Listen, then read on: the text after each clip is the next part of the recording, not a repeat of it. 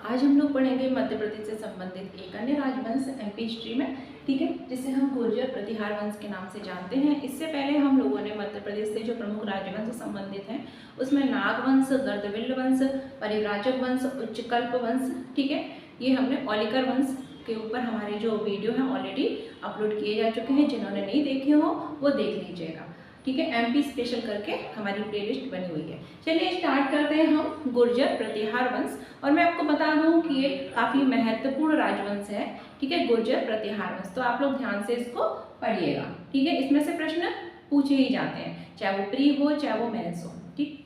एक होता है जिसको हम जानते हैं परमार वंश के नाम से, काफ़ी महत्वपूर्ण वंश है परमार वंश, और एक है गुर्जर प्रतिहार वंश, ठीक है। चाहे किसी वंश से प्रश्न पूछे जाए या ना पूछे जाए, इन दो वंश से प्रश्न पूछे ही जाते हैं।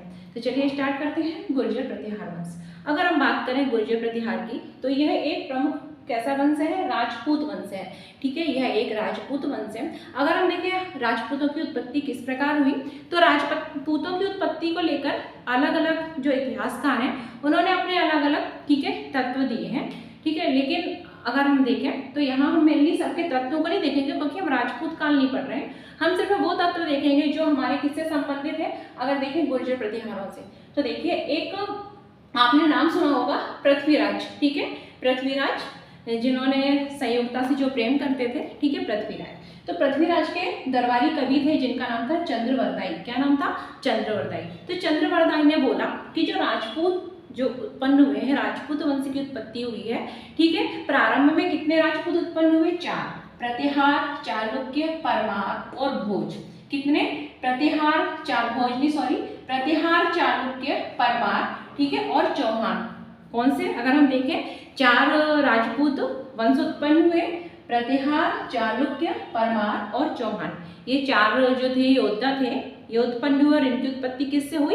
अग्निकुंड से हुई। किससे हुई? अग्निकुंड से हुई। ये किसने कहा है? ये चंद्रवरदाई ने कहा है। किसमें? चंद्रवरदाई की रचना है पृथ्वीराज रासो। तो उसमें हमको जानकारी मिलती है कि अग्निकुंड से 4 राजपूतों की उत्पत्ति हुई। वो 4 राजपूत या क्षत्रिय योद्धा कौन थे? प्रतिहार, चालुक्य, परमार और चौहान थे। और इन चारों से ही आगे चल के अगर देखें तो राजपूतों की विभिन्न शाखाएं जो है वो विकसित हुई, ठीक है। उसमें से ही जो प्रतिहार राजपूत थे उनसे ही आगे चलकर गुर्जर प्रतिहार वंश का, ठीक है, उत्पत्ति हुई। ऐसा किसने कहा है? चंद्रवरदाई ने अपनी पृथ्वीराज रासो में कहा है। उनकी जो रचना है पृथ्वीराज रासो। लेकिन इनका खंडन भी किया गया, अलग अलग जो साहित्यकार थे उन्होंने इसका खंडन किया। तो हमें इतना नहीं पढ़ना है, वो हम कब पढ़ेंगे? जब राजपूत काल पढ़ेंगे इंडियन हिस्ट्री में, तब देखेंगे कि किसने क्या खंडन किया है। यहाँ पर हम सिर्फ ये देखते हैं कि गुर्जर प्रतिहार वंश एक राजपूत वंश है, ठीक है। पृथ्वीराज के अनुसार उनकी रचना है पृथ्वीराज रासो, चंद्रवरदाई की रचना है। उसके अनुसार शुरू में 4 राजपूत शासक उभरे, ठीक है, किससे? अग्निकुंड से। प्रतिहार, चालुक्य, परमार, चौहान, इनसे ही अन्य राजपूतों की उत्पत्ति हुई, ठीक है।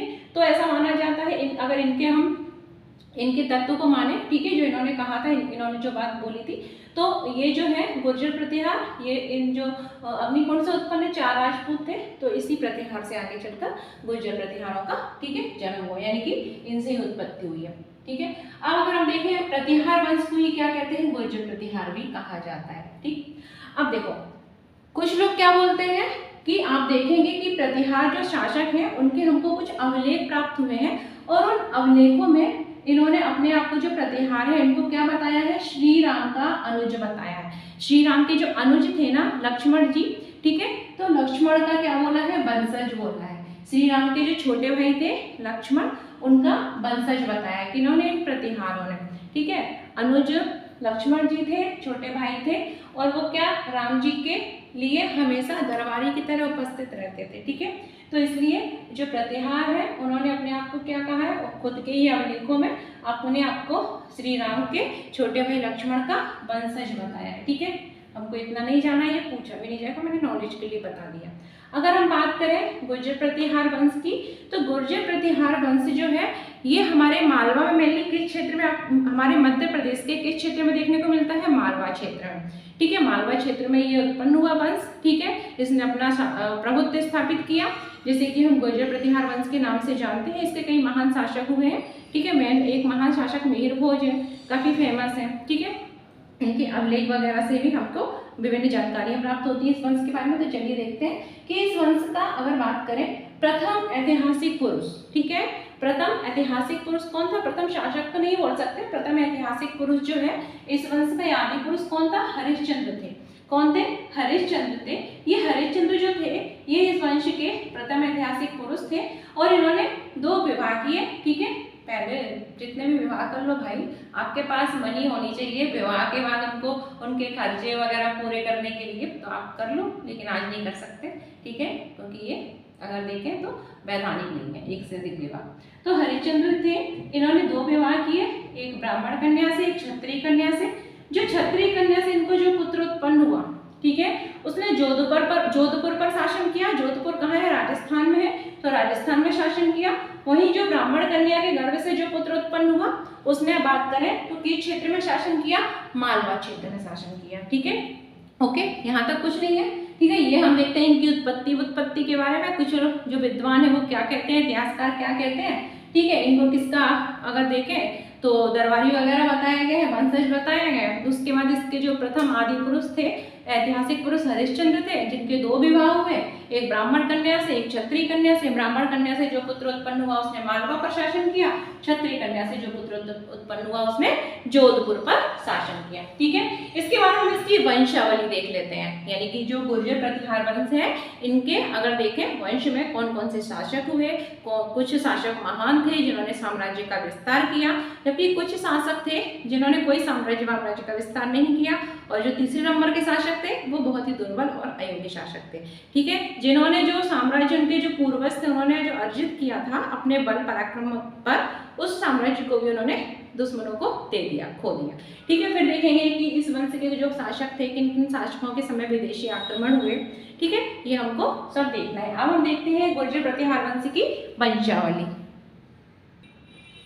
इसके बाद अगर इसकी वंशावली को देखें तो इसकी वंशावली निम्न प्रकार है। अगर सबसे पहला जो इसमें शासक था जिसने मालवा पर शासन किया था उसे हम नागभट्ट प्रथम के नाम से जानते हैं। किस नाम से जानते हैं? नागभट्ट प्रथम के नाम से जानते हैं, ठीक है। और ये क्या था? इस वंश ने, ठीक है, हमारे मालवा क्षेत्र पर शासन किया था नागभट्ट प्रथम। और ये जो नागभट्ट प्रथम था, ठीक है, ये इसको हम देखते हैं तो ग्वालियर अभिलेख में, ठीक है, इसके लिए उल्लेखित है कि ये क्या है? मनिच्छों का नाशक है, यानी कि इसको क्या कहा जाता है? मनिच्छ, ठीक है। विदेशी जो है मनिच्छों का क्या कहा गया? इसे नाशक कहा गया। और जो नागभट्ट प्रथम था इसने क्या किया था? जो अरब थे, ठीक है, अरब थे तो अरबों को, ये उनका मेनली विरोधी था और अरबों को उसने सिंध से आगे नहीं बढ़ने दिया था। तो याद रखना नागभट्ट प्रथम शासक है लेकिन वास्तविक शासक नहीं है, ठीक है। वास्तविक शासन कौन होगा? हमारा बस्तराज होगा इस वंश का, ठीक है। जो नागभट्ट प्रथम शासक है, जिसे अगर बोले तो इसे मनिच्छों का नाशक कहा गया है। किसमें कहा गया है? ग्वालियर अभिलेख से हमको जानकारी मिलती है, ठीक है। और इसने जो अरब थे उनका ये दुश्मन था और उसको इसने अरबों को क्या करा? इसने सिंध से आगे बढ़ने ही नहीं दिया, याद रखना। नागभट्ट के आगे जो अगला शासक होता है, ठीक है, उसे हम कक्कुक के नाम से जानते हैं। किस नाम से जानते हैं? कक्कुक के नाम से जानते हैं। और नागभट्ट का ये पुत्र ना होकर क्या था? भतीजा था। नागभट्ट जो थे, ठीक है, उनका ये क्या था? भतीजा था, भाई का बेटा था कक्कुक, ठीक है। कक्कुक के बाद क्या होता है कि कक्कुक का भाई, जब कक्कुक की हो जाती है मृत्यु तो उनका भाई जो है गद्दी संभालता है, जिसका नाम था देवराज। क्या नाम था? देवराज। तो नागभट्ट के बाद अगला शासक क्या बनता है? कक्कुक बनता है, जो उनका भतीजा था, ठीक है। कक्कुक के बाद उसका भाई देवराज शासक बनता है और जब देवराज की मृत्यु हो जाती है तो देवराज का पुत्र, जैसे कि हम वत्सराज के नाम से जानते हैं, काफी महत्वपूर्ण है वत्सराज, ठीक है, ये अगला शासक बनता है वत्सराज। ये क्या है? देवराज का पुत्र वत्सराज है और इसे इस गुर्जर प्रतिहार वंश का वास्तविक संस्थापक माना जाता है। क्या माना जाता है? गुर्जर प्रतिहार वंश का वास्तविक संस्थापक के रूप में हम वत्सराज को, ठीक है, मानते हैं। वही अगर पहला शासक देखें तो नागभट्ट प्रथम था, ठीक है, इस वंश का संस्थापक मान लो आप, और इसे वास्तविक संस्थापक के रूप में हम जानते हैं, ठीक है। वहीं आदि पुरुष की या प्रथम पुरुष की बात करें तो वो हरिश्चंद्र थे, ठीक है, जिनके 2 पुत्र हुए, एक ब्राह्मण कन्या से, क्षत्रिय कन्या से। क्षत्रिय कन्या वाला कहाँ? जोधपुर। ब्राह्मण कन्या वाला मालवा में शासन किया, ठीक। तो वत्सराज क्या थे? इस वंश के वास्तविक संस्थापक थे, ठीक है। और इनको वास्तविक संस्थापक हम क्यों बोलते हैं? क्योंकि देखो, एक तो इन्होंने क्या सम्राट की उपाधि धारण की थी। जो इस वंश के जो वत्सराज से पहले के जो शासक थे उन्होंने किसी ने भी सम्राट की उपाधि धारण नहीं की, सिर्फ और सिर्फ वत्सराज ही वो शासक हुए, ठीक है, जो देवराज के पुत्र थे, ठीक है, कक्कुक के भतीजे हुए, ठीक है, क्योंकि कक्कुक देवराज के भाई थे, तो वत्सराज जो थे इन्होंने सम्राट की उपाधि धारण की थी, जो अभी तक किसी भी इस गुर्जर प्रतिहार वंश के शासकों ने धारण नहीं की थी। ठीक है, मालवा क्षेत्र में तो इन्होंने सम्राट की उपाधि धारण की, इसलिए इनको हम क्या बोलते हैं, वास्तविक संस्थापक कहते हैं। इसके अलावा इन्होंने जो पाल वंश का था धर्मपाल, ठीक है, इसको पराजित किया था। पाल वंश का शासक था धर्मपाल, इसको पराजित किया था। इसके साथ ही इन्होंने जो उत्तर भारत के जो, ठीक है, जो पूर्वी क्षेत्र थे, ठीक है, उत्तर भारत का जो पूर्वी क्षेत्र है उसको इन्होंने जीता था। ठीक है, इसके बाद अगर बात करें तो त्रिपक्षीय संघर्ष इनके समय में प्रारंभ हो गया था। ठीक है, कन्नौज जो है, कन्नौज को अपने अगर बात करें अधिग्रहण करने हेतु, कन्नौज पर अपना अधिकार बनाने हेतु एक त्रिपक्षीय संघर्ष प्रारंभ हो गया था इनके समय। ठीक है, याद रखना, त्रिपक्षीय संघर्ष प्रारंभ हो गया था किसके बीच में, पाल, ठीक है, और राष्ट्रकूट और ये गुर्जर प्रतिहार, इन जो तीन वंश थे इनके बीच में त्रिपक्षीय संघर्ष प्रारंभ हो गया था। तो पूछा जाता है किस गुर्जर प्रतिहार वंश के शासक के समय में त्रिपक्षीय संघर्ष प्रारंभ हुआ था। वत्सराज के समय प्रारंभ हुआ था, जिसमें ये पालों से तो उन्होंने पराजित कर दिया था, लेकिन राष्ट्रकूटों से हार गए थे, याद रखना, ये जो थे वत्सराज। ठीक है, चलता ही रहता था, इन तीनों में संघर्ष चलता रहता था कन्नौज पर, ठीक है, अधिग्रहण करने, अपना अधिकार जमाने हेतु। इसके बाद क्या होता है, जो वत्सराज का पुत्र आता है, जैसे कि हम नागभट्ट द्वितीय के नाम से जानते हैं। ठीक है, वत्सराज का पुत्र क्या था, नागभट्ट द्वितीय था, और ये इसने भी काफी महान कार्य किए। ठीक है, काफी फेमस है नागभट्ट द्वितीय, याद रखना। ठीक है, वत्सराज का पुत्र क्या होता है, जिसको हम नागभट्ट द्वितीय के नाम से जानते हैं। और अगर नागभट्ट द्वितीय के बारे में बात करें तो इसके बारे में ग्वालियर का जो अभिलेख है उससे जानकारी प्राप्त होती है। नागभट्ट द्वितीय जो था वत्सराज का पुत्र था, गुर्जर प्रतिहार वंश का एक शासक था। ठीक है, और काफी महान था। ठीक है, इसने कई सारी उपाधियां धारण की, और इसके बारे में जानकारी हमको किससे प्राप्त होती है, जो ग्वालियर का अभिलेख है उससे प्राप्त होती है। इसने अगर बात करें परमेश्वर, ठीक है, परम भट्टारक, महाराजाधिराज की उपाधि धारण की थी। ठीक है, याद रखना, वही सम्राट की उपाधि वत्सराज ने धारण की थी, और नागभट्ट द्वितीय ने, ठीक है, परमेश्वर, महाराजाधिराज, ठीक है, और परम भट्टारक की उपाधि धारण की थी। ठीक है, ग्वालियर अभिलेख से हमको एक और जानकारी प्राप्त होती है। ग्वालियर अभिलेख में कहा गया है कि इसे तुरुस्क, किरात, मत्स्य और व्रातिका विजेता कहा गया है। ठीक है, किसको, नागभट्ट द्वितीय को किस क्या कहा गया है, तुरुस्क, किरात, मत्स्य और वास्का विजेता कहा गया है। ठीक है, और इसने कौन कौन सी उपाधि धारण की थी, परमेश्वर, महाराजाधिराज और परम भट्टारक की उपाधि इसने धारण की थी। वहीं इसने अपनी राजधानी किसको बनाया था, कन्नौज को अपनी राजधानी बनाया। ठीक है, कन्नौज को जीता, चक्रायुध को वहां से मार मुड़ दिया। ठीक है, चक्रायुध को मारकर कन्नौज पर जो जिसका अधिकार था चक्रायुध का, तो चक्रायुध को मार देता है और कन्नौज को अपनी राजधानी बना, अपने अधिकार में कर लेता है कन्नौज को। ठीक है, तो ये हो गया नागभट्ट द्वितीय। अब नागभट्ट द्वितीय की जब मृत्यु हो जाती है तो उनका पुत्र अगला शासक बनता है, जैसे कि हम रामभद्र के नाम से जानते हैं। ठीक है, इन्होंने कोई ज्यादा महान कार्य किए नहीं, पालों से इनकी लड़ाई होती है और ये हार जाते हैं। रामभद्र बहुत कम समय तक इन्होंने शासन किया था रामभद्र ने। ठीक है, बहुत ही कम शासन किया था रामभद्र ने। रामभद्र के बाद उनके पुत्र बनते हैं मिहिरभोज। ठीक है, जो अगले शासक बनते हैं और काफी, ठीक है, अगर बात करें तो काफी महत्वपूर्ण व्यक्तित्व है मिहिरभोज, जिनके बारे में हमको काफी डिटेल से पढ़ना और इन पर प्रश्न पूछे ही जाते हैं। तो रामभद्र के बाद उनके पुत्र मिहिरभोज शासक बनते हैं। अगर आप मिहिरभोज की देखें तो मिहिरभोज ने 836 से लेके कब तक, 836 से लेके 889 ईसा तक शासन किया। 889 ईस्वी तक शासन किया था। तो मिहिरभोज का टाइम पीरियड क्या था शासन का, 836 से लेके 889 ईस्वी तक मिहिरभोज का, ठीक है, शासन रहा। ये गुर्जर प्रतिहार वंश में अगर देखें तो इस समय मिहिरभोज ने शासन किया। ठीक है, तो ये किसके उत्तराधिकारी थे, रामभद्र। तो रामभद्र जो थे, ठीक है, तो रामभद्र का जो पुत्र था मिहिरभोज, वो उनका अधिकारी बना है। सबसे महान और एक महान और प्रतापी शासक थे मिहिरभोज। ठीक है, इनको हम भोज फर्स्ट के नाम से भी जानते हैं, मिहिरभोज को भोज फर्स्ट के नाम से भी जानते हैं। इन्होंने अपनी राजधानी किसको बनाया था, कन्नौज को बनाया था। याद रखना, मिहिरभोज ने अपनी राजधानी किसको बनाया था, कन्नौज को बनाया था। ठीक है, इन्होंने पाल वंश के शासक थे धर्मपाल, उनको पराजित किया। बाद में मतलब उनसे युद्ध होता है। ठीक है, और उसके बाद क्या होता है, ये पराजित हो जाते हैं। ठीक है, युद्ध होता है और उसके बाद जो धर्मपाल, ठीक है, क्या हो जाते हैं, ये पराजित धर्मपाल इनको पराजित कर देते हैं मिहिरभोज को। तो धर्मपाल, ठीक है, से पराजित हुआ, धर्मपाल से क्या होते हैं, ये पराजित हो जाते हैं। पाल वंश के शासक थे धर्मपाल, उनसे मेजगौर पराजित हो गए थे। इसके अतिरिक्त अगर राष्ट्रकूट देखें तो राष्ट्रकूट शासक था इनके समय में ध्रुव, तो ध्रुव से भी ये पराजित हो गए थे। ठीक है, इनको हम भोजपष्ट के नाम से जानते हैं। हालांकि इन्होंने अपनी राजधानी कन्नौज को बनाया था, लेकिन ये पाल शासक धर्मपाल से भी पराजित हो गए थे। इसके अतिरिक्त राष्ट्रकूट वंश के जो शासक थे ध्रुव, उससे भी ये पराजित हो गए थे। हालांकि बाद में पाल वंश के जो अन्य शासक हुए तो उन्होंने पाल वंश के अन्य शासकों को बाद में पराजित जरूर किया था, याद रखना। ठीक है, लेकिन राष्ट्रकूटों को पराजित नहीं कर पाए थे। तो मेरभोज जो है वो किसके उत्तराधिकारी हुए? रामभद्र के। रामभद्र जो थे इन्होंने बहुत कम समय तक शासन किया था। ठीक है, मेरभोज जो थे इनको भोजपष्ट के नाम से जानते हैं। इन्होंने कन्नौज को अपनी राजधानी बनाया था। काफी प्रतापी शासक थे और महान शासक हुए। ठीक है, इन्होंने पाल वंश से धर्मपाल से इनका युद्ध हुआ और धर्मपाल से ये पराजित हो गए। बाद में फिर से इन्होंने पाल वंश पर अटैक किया और पाल वंश के शासकों को हराया। ठीक है, और अपना आधिपत्य वहां पर प्राप्त कर लिया। इसके बाद अगर बात करें तो राष्ट्रकूट शासक रूप से पराजित हुए थे ये। इसके बाद जब मेरभोज की मृत्यु हुई तो मेरभोज के बाद उनके वंशज जो थे उनके पुत्र महेंद्रपाल शासक बनते हैं। और जो महेंद्रपाल है, ठीक है, महेंद्रपाल की, और अगर हम बात करें मेरभोज की पहले, तो इन्होंने कई सारी उपाधियां धारण की थी। ठीक है, जैसे कि आदिवरा, प्रभास। ठीक है, तो मेरभोज जो थे इन्होंने आदिवरा, प्रभास इत्यादि की उपाधियां धारण की थी। इसके बारे में जानकारी हमको ग्वालियर के जो अभिलेख है, ग्वालियर के अभिलेख से प्राप्त होती है। इसके अतिरिक्त दौलतपुर का भी एक अभिलेख है। ठीक है, दौलतपुर के अभिलेख से हमें इनकी जो उपाधियां हैं इन्होंने जो धारण की थी तो उसके बारे में हमको जानकारी प्राप्त होती है। जो आदिवरा है तो ये ग्वालियर अभिलेख से, जबकि प्रभास उपाधि जो धारण की थी इसके बारे में दौलतपुर अभिलेख में वर्णन किया गया है। ठीक है, इन्होंने अपने साम्राज्य का काफी विस्तार किया था, इसलिए इनको प्रतापी शासक बोला जाता है, महान शासक बोला जाता है। इनका साम्राज्य विस्तार देखें तो कठियावाड़, ठीक है, राजस्थान में कठियावाड़, पंजाब, इसके अतिरिक्त मध्य प्रदेश क्षेत्र में भी हुआ करता था इनका साम्राज्य। ठीक है, मध्य प्रदेश के अलावा पंजाब और कठियावाड़ क्षेत्र में भी इन्होंने अपने साम्राज्य का विस्तार किया।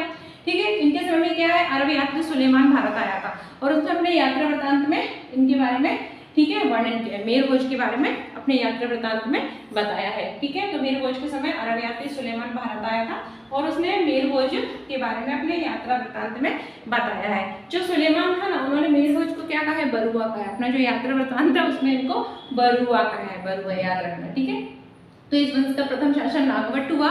उसके बाद उसका भतीजा बनता है कक्कू, कक्कू के बाद उसका भाई देवराज बनता है, देवराज के बाद उनका पुत्र वत्सराज बनता है, जैसे वास्तविक संस्थापक मानते हैं। ठीक है, और उसके बाद वत्सराज की मृत्यु जाती है तो नागवट द्वितीय शासक बनता है।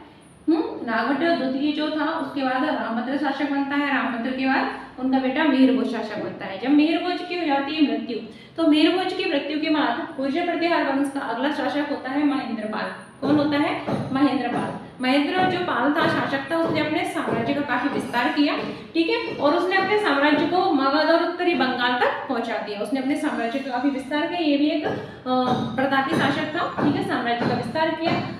इसे अगर हम बात करें महेंद्रपाल को, इसके समय में राजशेखर हुए। राजशेखर, ठीक है, राजशेखर के बारे में आपने सुना होगा। तो राजशेखर ने अपनी रचनाओं में महेंद्रपाल को निर्भय राज और निर्भय नरेंद्र कहा है। क्या कहा है? निर्भय राज और निर्भय नरेंद्र कहा है। ये राजशेखर महेंद्रपाल के गुरु हुआ करते थे। ठीक है, ऐसा किताबों में लिखित है। तो निर्भय जो राज और निर्भय नरेंद्र, किसके लिए अगर हम यूज करते हैं तो राजशेखर ने अपनी रचनाओं में महेंद्रपाल के लिए निर्भय राज और निर्भय नरेंद्र वर्ड यूज किए हैं। ये काफी, ठीक है, प्रतापी शासक था। इसने अपने साम्राज्य का विस्तार अगर हम देखें मगध और उत्तरी बंगाल तक किया था। इसके बाद महेंद्रपाल के बाद अगला शासक इस वंश का होता है जो है मेरभोज द्वितीय। ठीक है, मेरभोज द्वितीय के बाद अगर देखें तो मेरभोज द्वितीय के बाद उनका भाई महिपाल, मेरभोज द्वितीय जो थे इनको हटाकर इनका भाई जो है महिपाल गद्दी संभाल लेता है। कहता है भाई हटो, क्योंकि मेरभोज का सौतेला भाई था महिपाल, तो वो कहता है कि इसको कैसे मिल गया, मुझे मिलना चाहिए। तो वो मेरभोज को हटा देता है और खुद शासन संभालने लगता है महिपाल। ठीक है, महिपाल काफी महत्वपूर्ण है क्योंकि इसके समय में क्या हुआ था कि राष्ट्रकूट शासक थे जिसका नाम था इंद्र तृतीय। ठीक है, तो राष्ट्रकूट शासक इंद्र तृतीय ने क्या किया था? महिपाल के समय आक्रमण किया था और उन्होंने जो राजधानी हुआ करती थी, ठीक है, कब से इनकी राजधानी मेरभोज ने बनाई थी? कन्नौज। तो कन्नौज जो राजधानी हुआ करती थी, इनके समय भी कन्नौज राजधानी थी। ठीक है, राजधानी जो हुआ करती थी गुर्जर प्रतिहार वंश की कन्नौज, जिसको लेकर लड़ाई हुआ करती थी। तो इस कन्नौज को उसने क्या तहस नहस कर दिया, पूरा बर्बाद उजाड़ कर दिया। ठीक है, किसने? इंद्र तृतीय ने। तो इंद्र तृतीय का आक्रमण किसके समय हुआ था? महिपाल के समय हुआ था। ठीक है, और इसने कन्नौज को पूरी तरीके से उजाड़ कर रख दिया था। ठीक है, इसके बाद महिपाल जो है, महिपाल के समय कुछ विदेशी आक्रमण होते हैं। अगर बात करें महमूद गजनवी, तो महमूद गजनवी जो था वो किसके समय, अगर हम देखें गुर्जर प्रतिहार वंश के महिपाल के समय महमूद गजनवी ने भारत पर आक्रमण किया था। और अल मसूदी, ठीक है, अल मसूदी एक विदेशी था, वो भी भारत आया था। किसके समय आया था? महिपाल के समय अल मसूदी जो था भारत आया था, वही महमूद गजनवी का भी आक्रमण हुआ था। और एक घटना आपको मिलती है कि जो महिपाल थे ना, महिपाल की मृत्यु कैसे हुई। महिपाल जो थे वो इनसे डर जाते हैं, और महिपाल के समय क्या होता है, जब कन्नौज जो उजड़े आते हैं तो इसके जो आसपास के जो इनके सामंत वगैरह होते थे, ठीक है, जो होते थे इनके अधीन जो रहते थे, तो वो क्षेत्र के जो शासक होते हैं वो क्या करते हैं, इनसे इनका विद्रोह कर लेते हैं। तो ये सोचते हैं कि अभी हमारी तो सुनेंगे नहीं, हम हार चुके हैं, कन्नौज वैसे भी उजड़ चुकी है। तो ये मेनली क्या करते हैं, ये कहते हैं महमूद गजनवी से डरे आते हैं और कहते हैं कि ऐसा करो, हम आत्मसमर्पण बिना लड़े ही उनके साथ मिले आते हैं। और ठीक है, तो इससे क्या होता है, इस घटना से जो चंदेल शासक थे वो नाराज हो जाते हैं और इसकी क्या कर देते हैं, वो इनको मार देते हैं चंदेल शासक, ठीक, क्योंकि इन्होंने महमूद गजनवी से बिना लड़े, ठीक है, क्या कर दिया था, उनके सामने आत्मसमर्पण टाइप का ही कर दिया था, बिना लड़े, ठीक है, उनसे मिल गए थे। ठीक है, तो इन्होंने कहा ठीक है, हम आपस में लड़ते हैं, बात अलग है, लेकिन जो विदेशी विद्रोही है, ठीक है, आप उसके साथ हो गए, तो ये बात तो गलत है ना, भाई भाई आपस में लड़ लो, लेकिन हम पड़ोसी अगर कुछ बोलेगा तो भाइयों को एक होना चाहिए। तो इस घटना से दुखी होकर, नाराज होकर जो चंदेल शासक थे, तो उन्होंने क्या करा, महिपाल को मार दिया। अब क्या होता है, जब महिपाल मर जाते हैं तो महिपाल के बाद दूसरे अन्य शासक होते हैं इस वंश के, गुर्जर प्रतिहार वंश के, ठीक है, जिनके जो शासक जो थे काफी कैसे हुए, दुर्बल हुए। अब जो दुर्बल शासक है उनके बारे में कभी प्रश्न नहीं पूछे जाते, ठीक है, जिनमें कुछ स्पेशल क्वालिटी होती है, प्रश्न हमेशा उन्हीं से बनते हैं। तो महिपाल के बाद क्या होता है, कई सारे दुर्बल शासक आते हैं, और दुर्बल शासक आते हैं बहुत सारे, नाम याद नहीं रखने। एंड इस वंश का अगर हम अंतिम शासक की बात करें तो इस वंश का जो अंतिम शासक था वो कौन होता है, देवपाल तृतीय होता है। और इसके बाद इस वंश का अंत हो जाता है, एंड हो जाता है, स्टोरी खत्म हो जाती है। हाँ, मृत्यु से मुझे याद आया कि जो नागभट्ट द्वितीय था, ठीक है, इसकी मृत्यु से याद आ गया ये कैसे मरा था, कि ये इनके साथ मिल गया था, ठीक है, तो चंदेलों ने इसको मार दिया था गुस्सा होकर। तो नागभट्ट जो द्वितीय है, नागभट्ट द्वितीय की मृत्यु कैसे हुई थी। नागभट्ट जो द्वितीय था, इसने क्या किया था, गंगा तट पर समाधि ले ली थी, याद रखना, गंगा में क्या करा था इसने, जल समाधि ले ली थी। गंगा में क्या किया था इसने, जल समाधि ले ली थी, याद रखना, ठीक है, किसने, नागभट्ट द्वितीय ने। तो इस तरीके से गुर्जर प्रतिहार वंश का एंड हो जाता है, द एंड हो जाता है। तो पढ़ते रहिए, इसके नोट्स बना लीजिए और वीडियो को लाइक कर दीजिए। एक बार पढ़ेंगे समझ में नहीं आएगा, दूसरी बार पढ़ेंगे तब भी हो सकता थोड़ा बहुत है, तीसरी बार जब पढ़ेंगे ना तो आपको याद ही हो जाएगा, 100% गारंटी है। बस इस तरीके से पढ़ते जाइए, याद हो जाएगा। इसके अलावा अगर आप प्री की तैयारी कर रहे हैं तो बिल्कुल इसमें से बाहर नहीं जाएगा, ठीक है। और मेंस भी कर रहे हैं ना, तो मेंस से संबंधित भी जो इसमें से प्रश्न अक्सर पूछ ही लिए जाएंगे। तो पढ़ते रहिए और मिलेंगे हम अगले वंश के साथ, मध्य प्रदेश से संबंधित, ठीक है, क्योंकि मेंस में भी इससे बाहर नहीं जाएगा। बस कुछ महत्वपूर्ण शासकों के बारे में जो 2 मार्कर इस तरीके से प्रश्न पूछे जाएंगे और इनसे बाहर जाएंगे नहीं, ठीक है। इतना कोई डिटेल नहीं पूछा जाएगा कि बस राज्य के बारे में डिटेल पूछ लिया जाए, ठीक है, लॉन्ग क्वेश्चन में ऐसा नहीं पूछा जाएगा। सिर्फ वो इनके नाम इसलिए मैंने बताया जो महान शासक है, ठीक है, कक्कू बक्कू भी पूछे जाएंगे, बस राज्य पूछ सकते हैं, नागभट्ट पूछ सकते हैं, मेरभोज पूछ सकते हैं, इधर जो महिपाल पूछते हैं, ठीक है, क्योंकि महिपाल क्या हो गया था, इनके साथ मिल गया था, इनके साथ सेटिंग वेटिंग कर ली थी, फिर महिपाल को मार दिया गया था, ठीक है। और ये दुर्बल शासक जो है कुछ नहीं पूछे जाएंगे, ठीक है, याद रखना। महेंद्रपाल हो सकता है पूछने, क्योंकि महेंद्रपाल के समय राजशेखर हुए थे, राजशेखर काफी फेमस है, इन्होंने निर्भय राज कहा था, निर्भय नरेंद्र कहा था, याद रखना, ठीक है। राजशेखर की एक रचना है कर्पूर मंजरी, ठीक है, रचनाएं पढ़ेंगे तब हम पढ़ेंगे। तो अगर पसंद आया हो वीडियो तो उसको लाइक करो, शेयर करो, सब्सक्राइब करो। मिलते हैं हम मध्य प्रदेश से संबंधित कुछ अन्य वंश के साथ, ठीक है। तो देखने के लिए धन्यवाद।